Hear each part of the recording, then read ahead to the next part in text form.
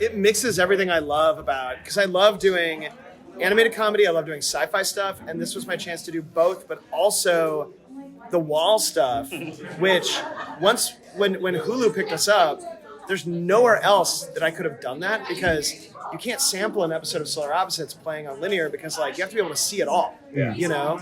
And that was the first time, because I've been working on stuff like Rick and Morty forever, where like every episode kind of has to be standalone in a way, which I love, but getting to play with that format for Solar was like... Yeah, that first season we had 8, and we were like, we're going to take one of the 8, and it's going to be all in the wall. Yeah. And they were super supportive. I love that, too. I think Mike's joke is always that we get to cosplay as drama writers every year. Yeah. Because half the show is kind of a very over-the-top drama with tiny little people. It's way easier to write a drama, too. You can end a scene on somebody feeling something. Which I'm like, wow. Yeah. And Instead of like this having to make a season- joke and fall down a flight of stairs. This season of Solar of The Wall is we sort of are doing a whole new genre, a whole new thing. We're going to be outside the wall. It's like a backyard adventure Western. It's really cool. Yeah, they've migrated to the backyard a little bit. Well, we saw a Sherry back there at one point, and so it's like a Western meets Chinatown. Yeah. Because it also is involving like, there's like a who mystery controls the water in the backyard, and we all that pair stuff. up.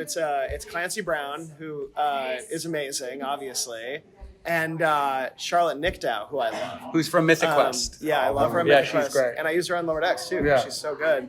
But it's like an adventure with them in the backyard. It's really funny and cool and weird. Okay, if each of you had to occupy a miniaturized society, what role do you think you would play? Yourselves. Oh my god! Like where do you fit in? Despot. I would just like to not be eaten for sustenance. Like I would like to provide any service to not get eaten in the beginning. In the beginning, as we're recreating society. I think like living in the wall would be a good way to reboot. You kind of get to choose who you're going to be. So like, I think I'd like to be a guy who carries water from the water source to the big area where we keep the water. It's a simple job. Mm-hmm. You know, everybody's like, hey, it's the water carrying guy. We need you, man. We need you, we water love this carrier. guy. Yeah. Yeah. Hey, everybody, don't worry about it. I got everybody's water right here. Yeah. I'm the guy who kills the water carrier. No!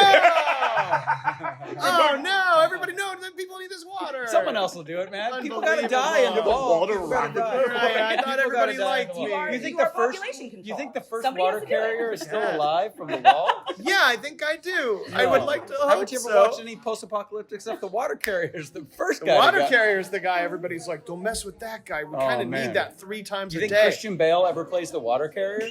Yeah, Well, you not- probably I mean, would. Could we get him, you think? No. All right, shotgun this idea for a movie. We've gone off the rails.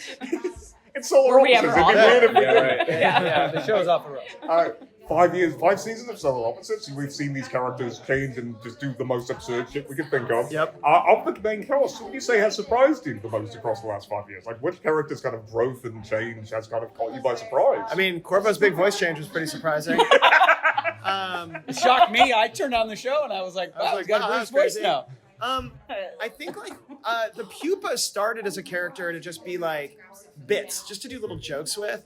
And writing a funny pupa storyline and building up the lore of what the pupa does and like why it's important has been like, I don't get that on any other show. And adding this little robot character that he's best friends with this year, who's sort of an R2-D2 to his pupaness is His name is J.K. Sevens. We Yeah. didn't think too hard on that one. I do like his robot name, JK7. But yeah, like writing the pupa, it's almost like a challenge because like the pupa originally started, I love Mad Magazine and I love the little comic strips that would be in the margins that I believe Sergio Aragonés, I'm probably murdering that name, but and I wanted the pupa to feel like that, like they were little, almost like mime, sort of like minion level kind of bits that he could be doing in the background.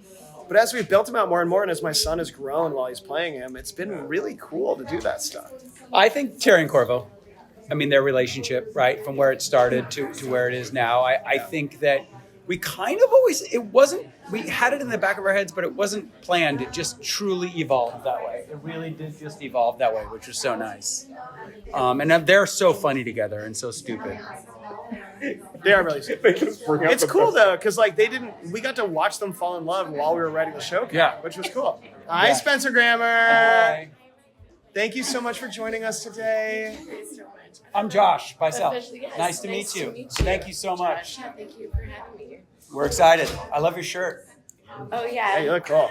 It's good. I just thought, like, I never do it when I'm doing my own show, but I was like, well, I'm Well, you can here wear to the you merch gotta of someone represent else's merch of show. somebody else's Yeah, that's show cool. to moderate That's the way to do the it. panel. Yeah.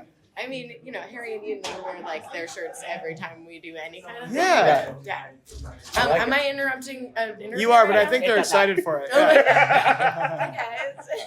God. Good to see you. Good to see you too. I know that we haven't been in this room for a while. Yeah. Because the strength. I know. Oh, that was fun. Spencer's been on the show a couple times. We're also just pals. And like, She also did something on the show. She played a very important role when she did Sexy Beeps. Yeah, we needed Sexy beeps. we needed this joke that was like I was going somebody. to talk about that. We I want know. you We to, almost yeah. were going to show a clip, and then we were like, "This doesn't play out of context." We just seem like we're misogynistic. Go with it.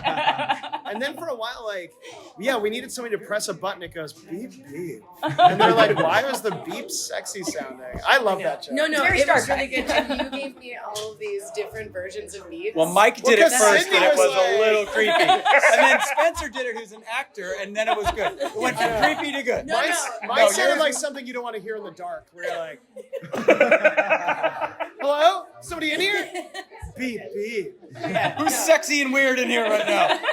I'm gonna wake up in the middle of the night in a cold sweat with that if I No.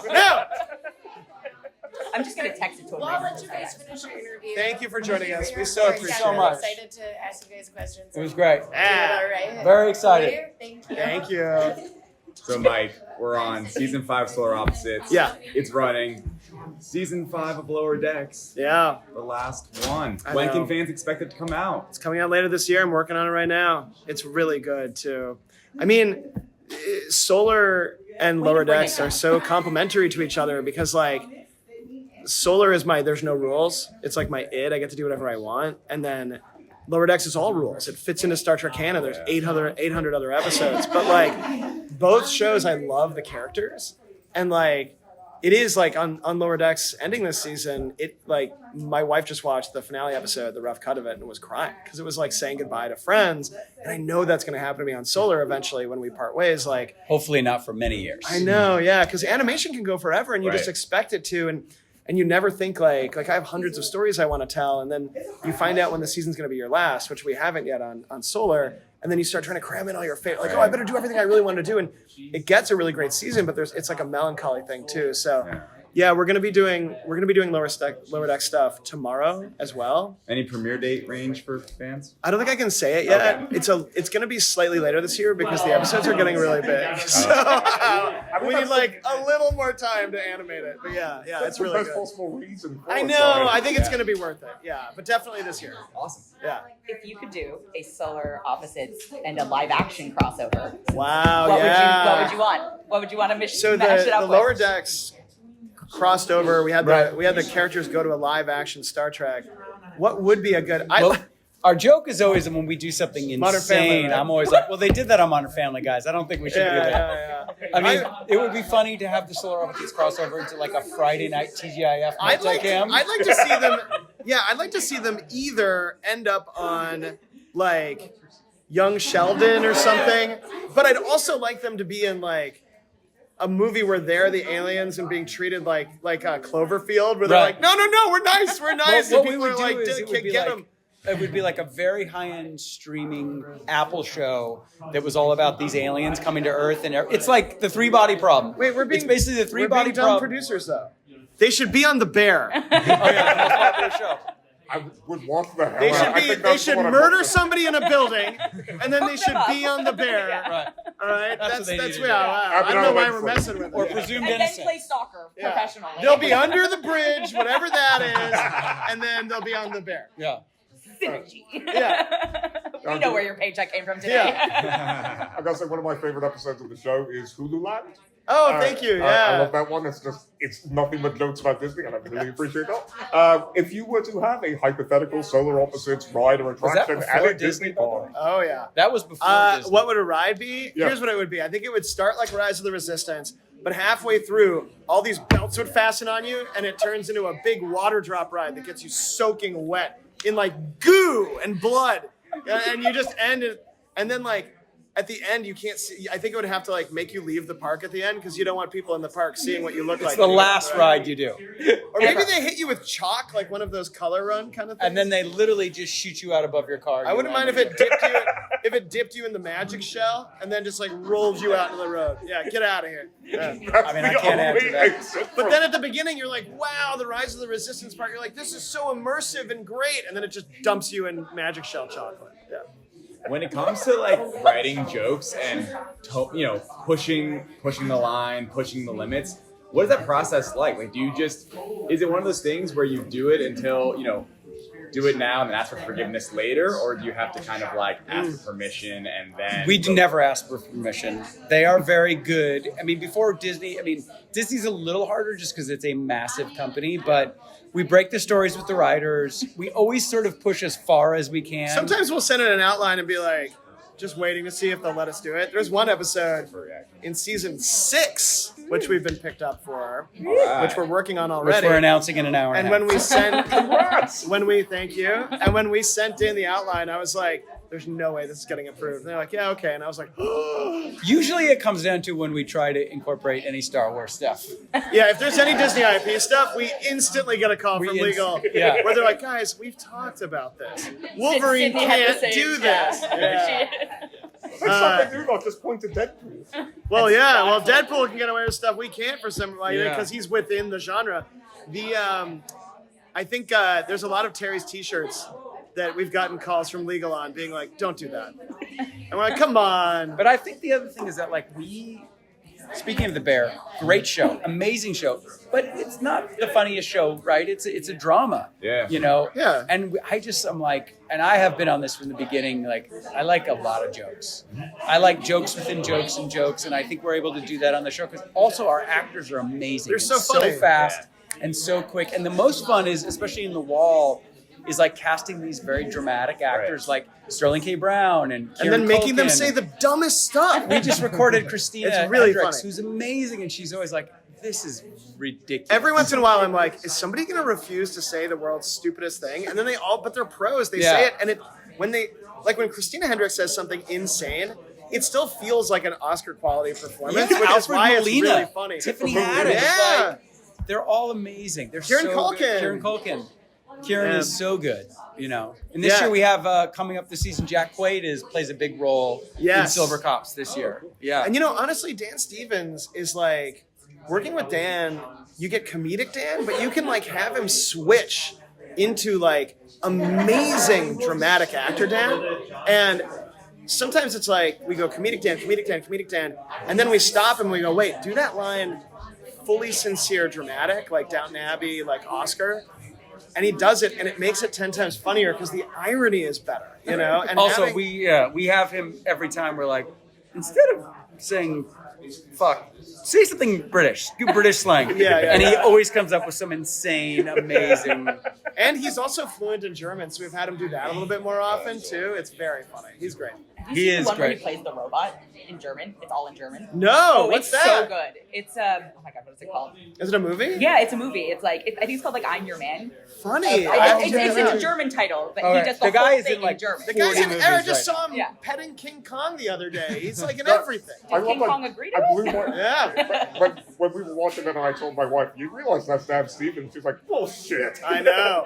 Well, I remember we watched The Guest, my wife and I, and that's how I became a huge Dan Stevens fan. So I was like, that movie's amazing. And then when we found out he was a huge Solar fan and that we were probably going to work with him, I was like, really, the same Dan Stevens? Yeah. My wife's going to be thrilled. He's in like 4 movies coming out the next. Yeah, year. he would be here right now, but he's filming the new season of The Terror, with Chris Cantwell's running I that. hope they announced that already. They did. Okay. Yeah. Feel free to have Breaking- him do sexy beeps. Some of us would appreciate that. You can hardly get him to stop. He is Feel free to get that he's one a out. handsome fella. Comes in and all that, everybody starts sweating.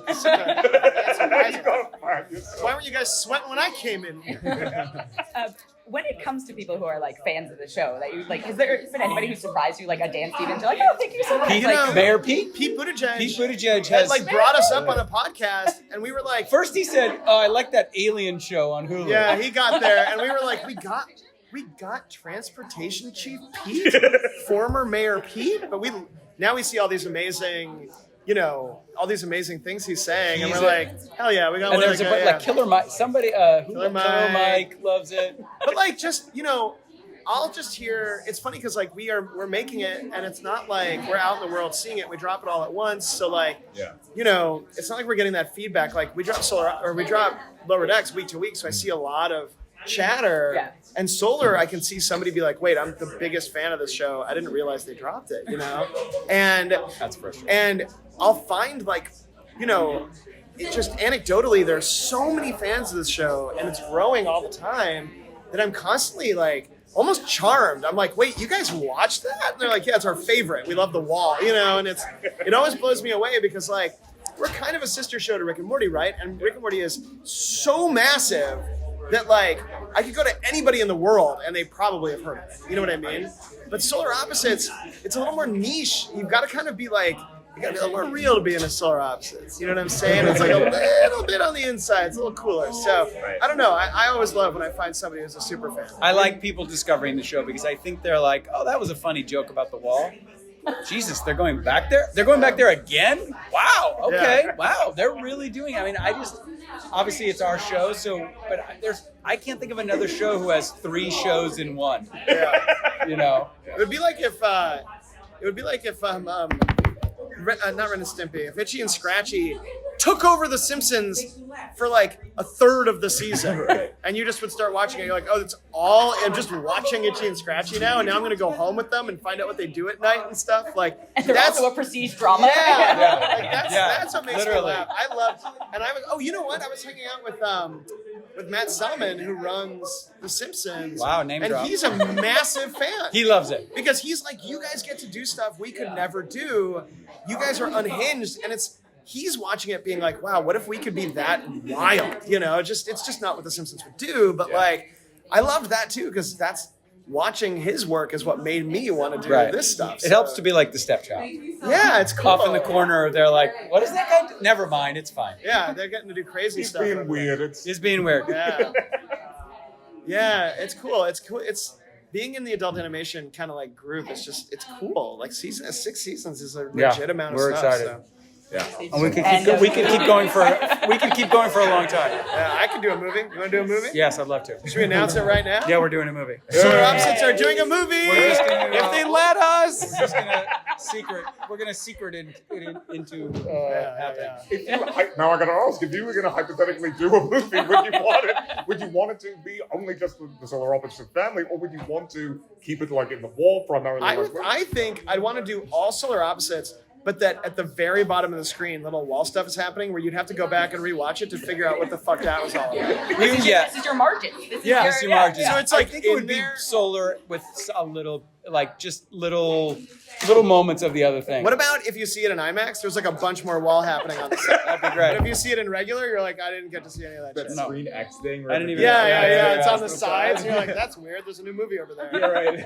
I mean, listen, it seems popular right now, but the Solars is Tornado Chasers. The Very Solars popular, chase right? the Twisters. Very popular right now. What about like What about 100 little Twisters instead of 2 big ones? That's fine. The Twisters go into the walls. Whoa. Yeah. What's They're that actually just dust sound? bunnies. We've done, we did Cold. We haven't done Twisters though yet. Oh yeah, we should do like We a- did. We have to deal with global warming because Terry left the heat on. Yeah, because Well, we were freezing them. We almost did did that. We almost did that. At the We end, did a at the whole end season of of Cold. We were going to reverse it and have it be like a global warming thing, and then we changed it to something way more fucked up than that. So.